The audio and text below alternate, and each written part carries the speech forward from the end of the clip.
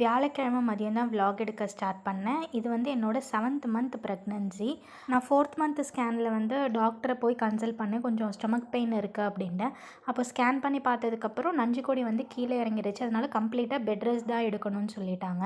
அப்புறம் ஒரு போன வாரம் வந்து நான் திருப்பியும் போய் டாக்டரை கன்சல்ட் பண்ணப்போ சமைக்கலாமான்னு சொல்லி கேட்டேன். ஏன்னா ஃபுல் அண்ட் ஃபுல் வீட்டில் எல்லா வேலையும் பார்க்குறது ஹஸ்பண்ட் தான் பார்க்குறாரு. என்னால் உட்காந்துட்டே அவர் கஷ்டப்படுறதையும் பார்க்க முடியல.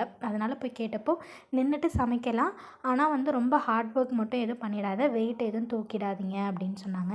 சரின்னு இன்னையிலேருந்து தான் சமைக்கிறதே நான் வந்து ஸ்டார்ட் பண்ணியிருக்கேன்.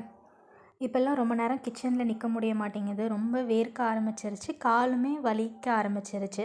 அதனால் அப்பப்போ ஹாலில் வந்து கொஞ்சம் ரெஸ்ட் எடுத்துகிட்டு அதுக்கப்புறம் தான் சமைக்க ஸ்டார்ட் பண்ணேன். எனக்கு ஏதோ இன்றைக்கி ஃப்ரைட் ரைஸ் சாப்பிட்ணும் போல் இருந்துச்சு.